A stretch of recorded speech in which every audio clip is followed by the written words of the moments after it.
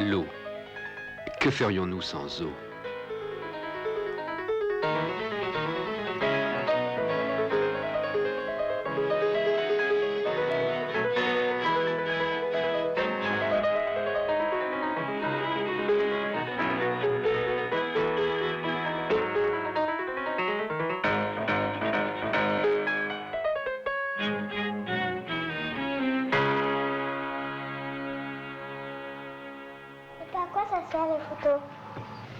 Tu vois, il y a quelques dizaines d'années, avoir de l'eau pour boire et se laver, ça ne posait pas de problème.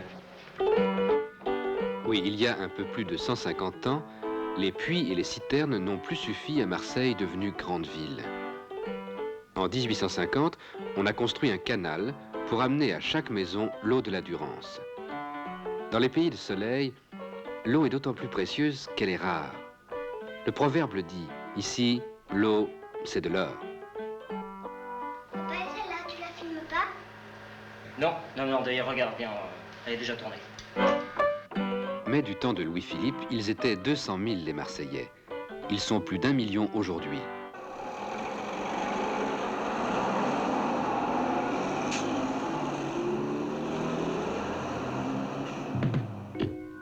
Et l'activité industrielle ajoute ses besoins aux besoins domestiques. 200 ou 300 litres quotidiens par personne, mais des dizaines de milliers pour chaque usine. Car l'eau n'est pas seulement la vie. L'eau vive, c'est aussi cette force subtile et souple, cette énergie qui fait tourner les machines, cette électricité qui donne à nos nuits la lumière du jour. Salut Rémi. Alors, salut. Où en sommes-nous de notre film? Faut bien avancer. Au revoir, papa. Au revoir. Au revoir. Je suis en train de montrer l'alimentation actuelle en eau de vie. Cette eau, pour les hommes et pour les machines, c'est dans le Verdon qu'on est allé la chercher. Patiemment, au prix de considérables travaux, les hommes l'ont conduite par des canaux jusqu'à la côte. Maintenant, on va suivre en vue aérienne le trajet de l'eau des lieux d'utilisation jusqu'à la source. Très bien, mais c'est ce que nous avions prévu hier soir. Donc. Exactement.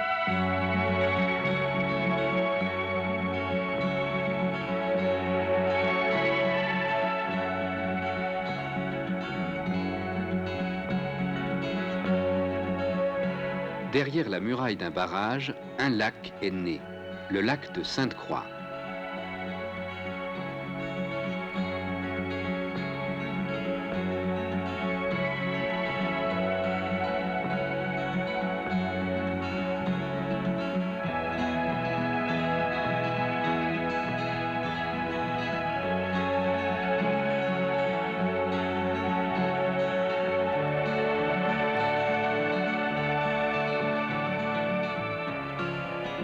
Au Verdon sauvage, le lac de Sainte-Croix ajoute tous les plaisirs tranquilles de l'eau.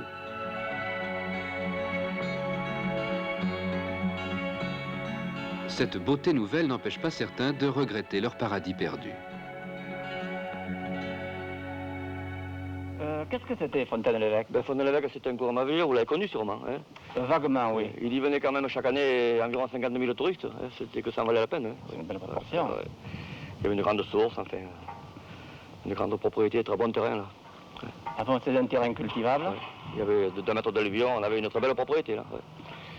Donc j'y ai vécu avec mes parents 48 ans, c'est pas un jour. Hein. Ouais, c'est pas mal. Ouais. D'abord, de Fontaine-l'Évêque, il n'y en a pas deux. Hein. Et puis le cadre touristique était unique. Hein.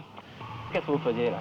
On avait les céréales, on faisait l'élevage du mouton, on avait des pommiers, j'avais des hectares de pommiers. Mes parents, ils ont travaillé énormément. Hein. Moi, je les ai aussi. Et pendant 50 ans, on a fait beaucoup de choses. Et quand tout était à peu près bien, là, il a fallu partir. Voilà. Qui peut justifier ce déracinement? Quand on travaille sa terre depuis toujours, on se plie difficilement aux nécessités des autres, même s'ils sont des millions.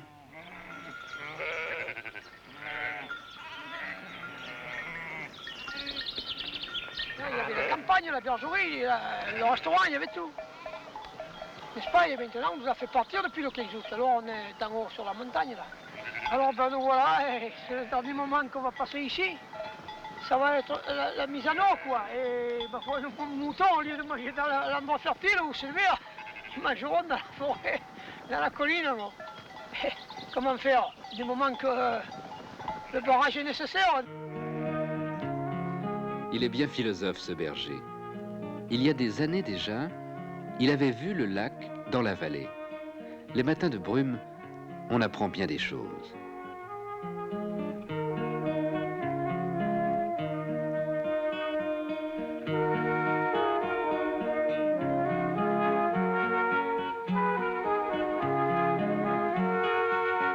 Le lac s'est soudain matérialisé.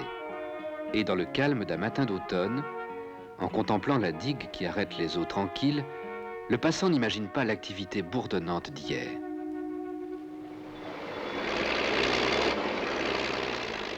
D'abord, il a fallu assécher le chantier, c'est-à-dire chasser le verdon de son lit.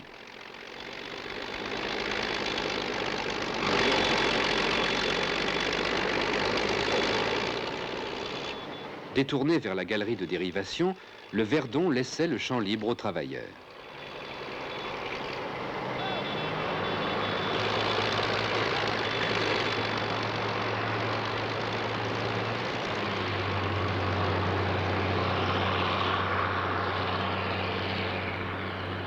Pour profiter d'une hauteur de chute maximum et préserver la sauvage beauté du site, c'est sous terre qu'on a établi la centrale électrique.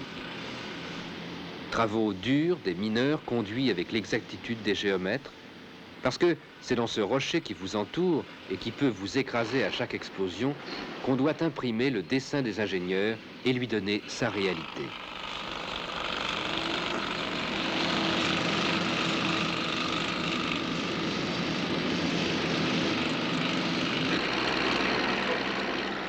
Au dehors, solidement ancrée dans le rocher des rives, la muraille s'élève. La centrale installée sur le chantier dose et malaxe des milliers de mètres cubes de béton, ceux du barrage et ceux du futur pont routier de Sainte-Croix. Dominant la vallée dans un audacieux équilibre de part et d'autre de chaque pile, le tablier se développe.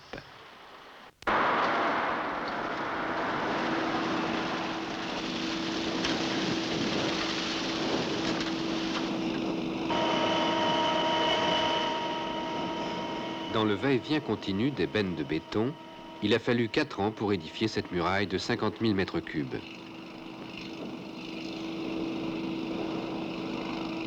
La construction se termine et le barrage obture déjà la vallée.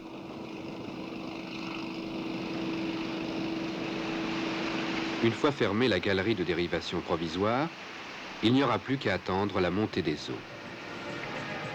Une autre bouche de béton est prête à accueillir le verdon. C'est par là que l'eau s'engouffrera dans les turbines pour y dispenser son énergie. Tout est prêt pour la naissance du lac. Lente naissance qui ne dépend maintenant que du débit du Verdon. La source de Fontaine-l'Évêque participe à sa propre noyade. Son vieux pont disparaît, cependant qu'au-dessus des eaux bleues et vertes s'élance la fine silhouette d'un pont neuf, trait d'union d'un réseau routier moderne. Cette disparition partielle de leur ancien cadre de vie, ceux du pays l'ont ressenti et évoqué sans cacher leur émotion. J'habite à Bodon depuis 1915. Ils aimaient leur vieux village. Bien sûr, parce que j'y suis né. Nous étions voisins. Ce vieux village, avec son troupeau de toitures rousses bien serrées autour du clocher, il semblait n'avoir pas bougé depuis des siècles.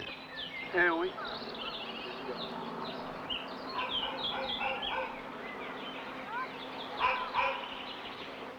Les maisons prenaient des rides avec l'âge, comme leurs habitants. Pour l'horloger, il n'y a rien à faire. On ne donne rien. C'est à nous, à nos risques et périls, de l'horloger. Un jour, le clocher de l'église a sonné ses derniers appels. Un jour, le dernier mariage y fut célébré. Vous vous trouvez unique au Destinée dans cette vieille église où la plupart des Savoies, ceux qui résident aujourd'hui et ceux qui sont déjà partis. Mais une autre cérémonie tout aussi solennelle avait déjà eu lieu. Cette cérémonie, c'était la pose de la première pierre du nouveau village des Salles-sur-Verdon. Les enfants y assistaient sans trop comprendre. Ils ont grandi comme cette petite fille. Se souviennent-ils? Oui. Vous habitez le nouveau village? Oui. On habite le village depuis 1973. Je ne ressens pas du tout le village. Pour moi, ce n'est pas un village. Quand je reviens chez moi, quand je reviens ici, je ne pense pas village, je pense ma maison, mes amis. Et c'est tout. Pour moi, le village, c'était le vieux village. Il n'est plus là, donc maintenant, il n'y a plus de village. Et notre ami exproprié, qu'en pense-t-il? Ça ne vaut pas l'ancien. On n'a pas les facilités qu'on avait avant. On est peut-être un peu mieux logés. Mais ce qui nous manque, vous voyez, c'était les produits qui nous ont enlevés, là, et qui nous ont pas payés. Ça nous manque beaucoup. Et vos amis, vous les avez retrouvés? Oui, les amis, au contraire, on en a plus parce que y a des gens, ça leur faisait plaisir. D'autres, ça leur faisait peine, vous comprenez. Et ça a mis un peu d'animosité entre les expropriés, vous comprenez. Alors, tandis que maintenant, ben, ça reprend, quoi. On s'est remis d'accord. La plupart des terres ont disparu sous les eaux. On a été payé, certes, mais les activités du village ont été bouleversées. Monsieur le maire, est-ce que les habitants s'adaptent à leur nouveau village? Je crois. L'adaptation au nouveau village s'est faite progressivement, mais actuellement, nous en sommes à un point où les gens ne regrettent plus autant leur ancien village, leur ancien mode de vie. Il y a un lac, oui, c'est vrai, il est beau, il paraît. Mais il n'y a plus de village. Il n'y a plus la communauté paysanne qui vivait vraiment. Elle a disparu, elle a éclaté.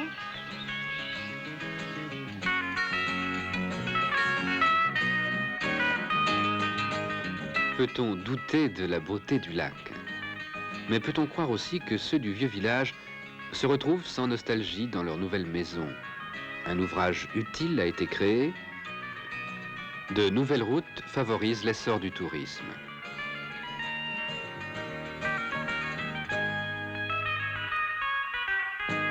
Certains se sont reconvertis. De nouvelles familles viendront sans doute s'implanter dans cette magnifique région. Et comme la fontaine, comme les beaux portails du vieux village ont retrouvé leur place dans le nouveau, ne pensez-vous pas que les enfants qui sont nés ici, que ceux qui naîtront, vivront ce lieu comme le leur et s'y sentiront bien? J'espère que dans quelques temps assez rapprochés, tout le monde se saluera encore au nouveau village.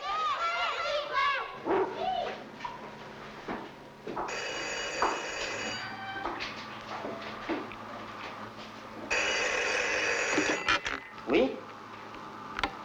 Oui, bon d'accord. Oh, c'est pratiquement prêt, je n'ai plus qu'à inclure une séquence sur la production d'énergie. Très bien, monsieur. Bon, nous pourrons visionner la copie de travail ensemble demain. Ok. Au revoir.